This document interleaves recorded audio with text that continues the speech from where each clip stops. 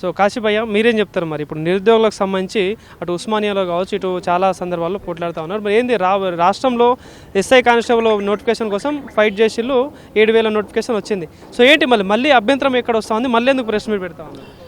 తెలంగాణ రాష్ట్రంలో కాంగ్రెస్ పార్టీ ఇచ్చిన హామీకు రేవంత్ రెడ్డి చెప్తున్న యొక్క మాటలకు ఎలాంటి పొంతన లేదు. ఒక 7,000 నోటిఫికేషన్ ఇస్తే సరిపోతుందా?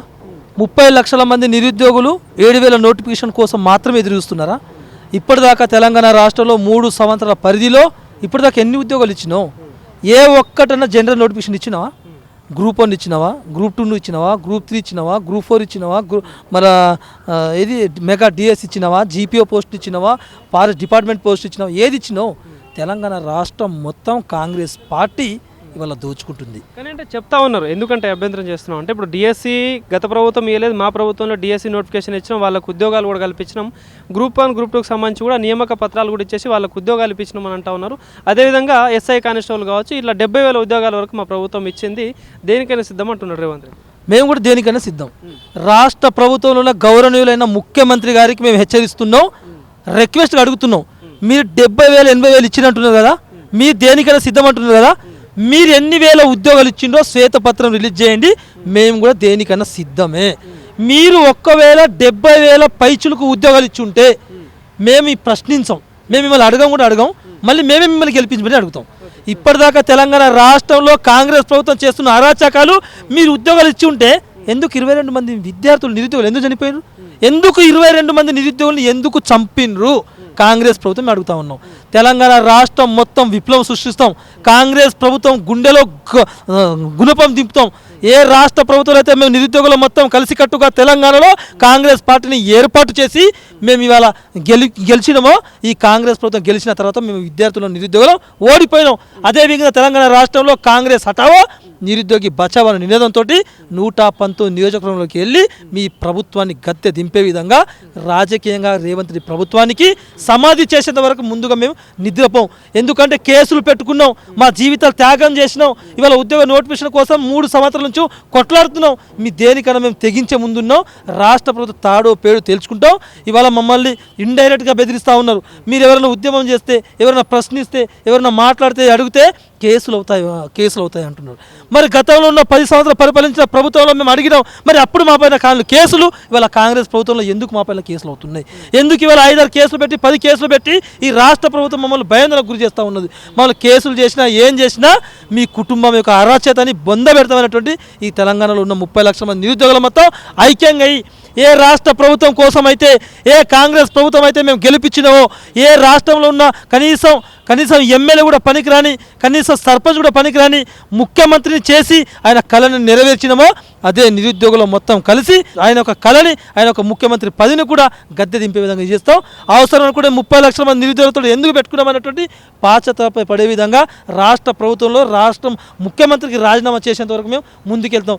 అందుకోసం మీరిచ్చిన హామీలే, మీరిచ్చిన ఉద్యోగ నోటిఫికేషనే, జూన్ వస్తే జాబ్ క్యాలెండర్ అని చెప్పిన జాబ్ క్యాలెండర్ కాదు, అది క్యాలెండర్ లెస్ అది.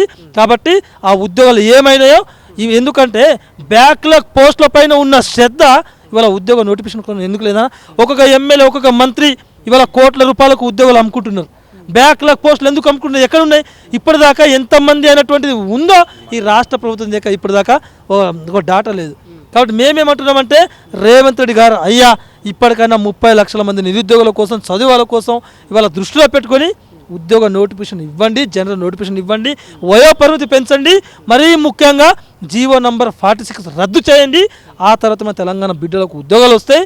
ఇవాళ మీరు ఏదో చేస్తుంటారు కానీ ఏది కాదు. మీ వల్ల మేము ఎట్లయితే మిమ్మల్ని గెలిపించినామో అట్లనే మిమ్మల్ని సమాజ్ చేస్తామన్నట్టు మేము తెలియజేస్తాం. 117 సీట్లతోటి మళ్ళీ అధికారంలోకి నేనే వస్తా, 10 ఏళ్ళు నేనే ముఖ్యమంత్రి ఉంటా అంటున్నాడు రేవంత్ రెడ్డి గారు. సో ఏం చెప్తారు?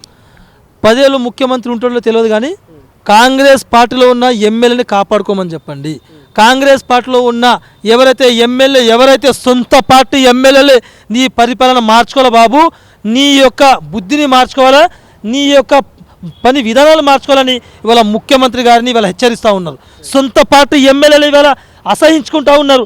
సొంత పార్టీ ఎమ్మెల్యే పట్టించుకొని నువ్వు ఇవాళ మళ్ళొకసారి వస్తావా? మీరు వస్తారా?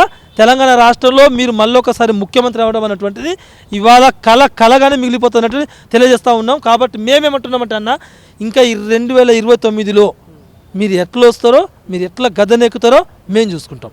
అంటే రాబోయే రోజులలో ఈ హైదరాబాద్ కావచ్చు కొన్ని జిల్లాలలో గ్రాడ్యుయేట్ ఎలక్షన్స్ వచ్చే అవకాశాలు, ఎమ్మెల్సీ ఎలక్షన్స్ వచ్చే అవకాశాలు ఉంటాయి. ఎట్లుంటుంది మరి రాబోయే రోజులలో ఈ నిరుద్యోగుల నిరుద్యోగ నిరాశతో ఉన్నారని చెప్పేసి మీరు అంటే ఉద్యోగాలు లేక నిరాశగా ఉన్నాం. సో మీ ప్రభావం ఉంటుందా మరి ఎమ్మెల్సీ ఎలక్షన్స్ మీద? అన్న ఇప్పటిదాకా 3 సంవత్సరాల నుంచి ఉద్యోగ నోటిఫికేషన్ కోసం ప్రిపేర్ అయిన విద్యార్థులు నిరుద్యోగులు ఇప్పుడు ఎమ్మెల్సీ నోటిఫికేషన్ కోసం ప్రిపేర్ అవుతారు. ఇప్పుడు ఏ విధంగా అయితే ఒక ఉద్యోగం కోసం 2 సంవత్సరాల నుంచి కొట్లాడుతున్నారో ఒక 6 నెలలు తిరిగి ఏ పార్టీని ఉండనా ఆపోజిషన్ పార్టీ లేకపోతే కాంగ్రెస్ పార్టీ ఏ పార్టీలో అయినా ప్రతి ఒక్క పార్టీని చెమటలు పట్టించి ఇవాళ విద్యార్థులు మొత్తం గడప గడప తిరుగుతారు. ఇవాళ నల్గొండ, వరంగల్, ఖమ్మం లేకపోతే మహబాద్ 2 ఎమ్మెల్సీ స్థానాల్లో డిపాజిట్లు కూడా రానివ్వకుండా ఇవాళ తిరిగే బాధ్యత కూడా ఇవాళ మేము తీసుకుంటాం. ఇవాళ వాళ్ళ కాళ్ళ మీద పడతాం, విద్యార్థుల పైన వాళ్ళ యొక్క కాళ్ళ మీద పడి ఇచ్చేసి యొక్క ప్రభుత్వం యొక్క అరాచకాల్ని, ప్రభుత్వం దోచుకున్న తీరుని, మమ్మల్ని మోసం చేసిన ప్రతిదీ కూడా కళ్ళ కట్టినట్టు చూపించి ఇవాళ కాంగ్రెస్ ప్రభుత్వాన్ని బొంద పెట్టే విధంగా, ఓడించే విధంగా ఇవాళ ముందుకెళ్తూ ఉంటాం అన్న.